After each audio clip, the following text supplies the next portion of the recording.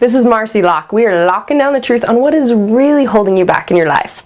So what is the story of your life? What is the thought process you have about life? Is it that life is hard, it's kind of mundane, go through the motions, it's just your luck for things to happen, there's never quite enough money, there's always something coming up or something to deal with? Or is the story of your life that life is awesome, amazing, fun, joyful, happy, and there's always opportunities and it's just great? What's the difference, or why don't you believe that you can have an amazing life or that you deserve an amazing life?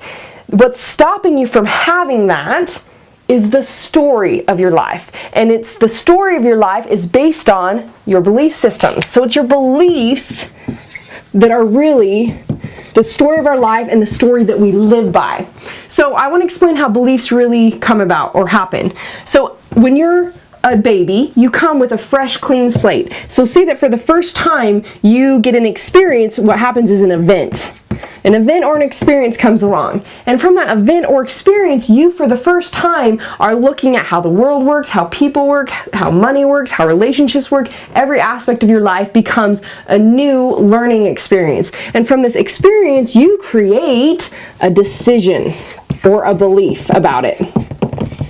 From this decision or belief, you then get to create your perception on life, how you see the world. And this universe between your ears and what you see through your eyes is how you see the world. And it's different for everybody. You can obviously understand from coming from different experiences, different backgrounds. This is why we all have our own perception of life. This perception is what then creates your behaviors in life to cope. So your perceptions, though, what's interesting is your perception either empowers you or enslaves you. Because if my perception is that I don't trust people, then I will look for that. If in any situation you can find the good or you can find the bad, it's whatever you're looking for, and that's your perception. So then your perception, let's say that then it goes along and your perception creates your behaviors. Because from this perception, you decide how to keep yourself safe, how to keep yourself in comfort. You decide how you're going to behave and how you're going to act. Even unconsciously, you decide these things based on your perception of the world and all the decisions that you have on how it operates and functions. So this is how you expect life to be. This is why you expect life to go a certain way, why you expect certain things to happen, why you expect relationships to be a certain way, money to experience to be a certain way. This is why your life is either mundane and going through the motions, or believing it's hard, or believing life is awesome. It's what you expect based on your belief systems. Okay, now belief systems is really, I'm going to give you another example of how, and a good analogy of why beliefs can add up and create what they create. So, our belief systems are like a table. If we have a belief that when you're little, you go to the pool and you look around and see that the other kids are tiny, and you make a decision that I'm chunky, or maybe an adult or someone says, oh, she's the little chubby one, and identifies you as that way, or you see that you're bigger than your friends, you create a belief that I'm the chubby one, or I don't have that kind of a body, or I never will. It starts there. Now, so say that that's your belief that you take on. Now, every time you have an experience where you're looking for that perception, it might be that then at another event, somebody looks at you, or you go to school and the kids say something to you, you decide from that perception that it's because you are chubby. So then every experience you add another leg under your table. And I'm so good at drawing. And this eventually adds up, experience after experience. You think about it, if you took on that belief at 4 years old or 6 years old, by the time you're 20 years old, 30 years old, 40 years old, how strong this belief is and the identity of you as the chubby one. So when you believe that, you've got this super strong belief that is how you believe you are. So how does this play out in our lives is that if this is your belief that I'm the chubby one, that I'm the stupid one, that I'm whatever it is on these beliefs and decisions, can you see why it might be your experience that you really believe deep down that losing weight is hard, or that you can't have it, or that you can't have a healthy body, if your entire life you've done diet after diet after diet and you've always struggled with your weight, if that has been your experience, why your belief is, no, I can't lose weight. So now what happens is, how this plays out in your life is that you go into a fear, a false evidence appearing real, or a fantasized experience appearing real when you start to get close to your comfort zone. So say that you do start to create the body of health and you get close to your results, or maybe get to those results, what happens is there's a deep down belief that that's not what you deserve. And so your body, when you get into that comfort zone or approach that comfort zone, you instantly feel that anxiousness, that fear. You're not even consciously aware of it, but that says, I don't deserve this. I can't have this. I don't believe that this is how life is supposed to be, or what I'm supposed to have. And we'll dig into in some other concepts about how your mind is looking to support what you believe. It's looking for that, just like it's looking for the perception of whatever you believe.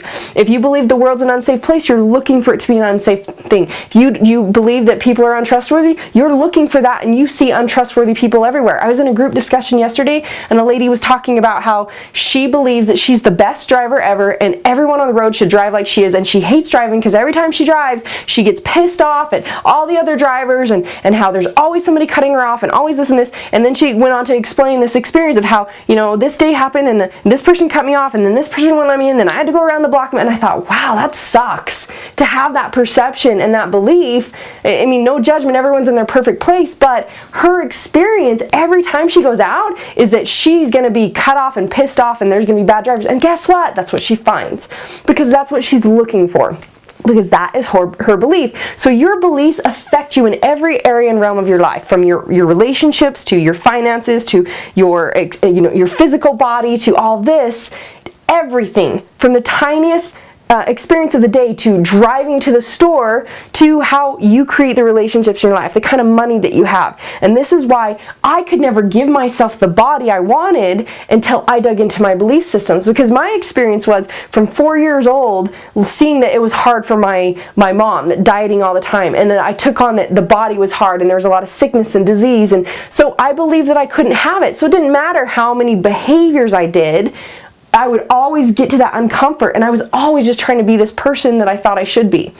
So instead, when we have these beliefs, what I want you to understand is, because it is comfort to you to have that control. You believe this thing, and so it is comfort to you, and you believe you can have it, that when we get outside of that, it creates that we're uncomfortable. So when we get close to that comfort zone, we feel that fear, something will come up, excuses, validations, reasons, which we might not consciously see, to put us back into our comfort zone, so that we're living in the experience we believe we can have, and we believe life is like, and what we expect it to be. So then what this is really, do you want to be right?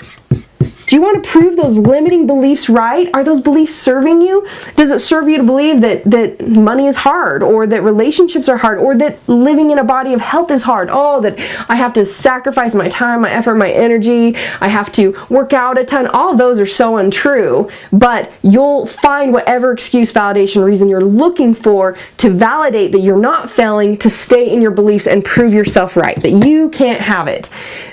Even when it doesn't serve you, even when it makes you miserable, you'll prove yourself right, because deep down we all want to be right. We all want to feel like we're in control and we're in comfort, and that it's our nature that we want to have that sense of control in that space. Instead of proving yourself right, I always say in my program and all the people that I work with, do you want to be right, or do you want to be happy?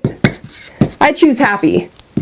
Okay, and that's why the choice is yours. Do you want to be right, or do you want to be happy? So we get to then turn your story of what has been stopping you, what's made you fail, what are all the hard things you've dealt with, what are all those reasons? Do you want reasons, or do you want results? What are all those reasons that have stopped you? How do we take that story of what's been stopping you and why you failed and turn it into the story of your success? that you get to live in the life experience that you want, that you get to live in the body of health that you want with ease, that you get to live in the relationship experience that you want, the money experience that you want. All of this stems from first breaking through the beliefs, the barriers, the behaviors, the associations, the patterns, all these things that have been attached to this in every realm to get to create who do I want to be?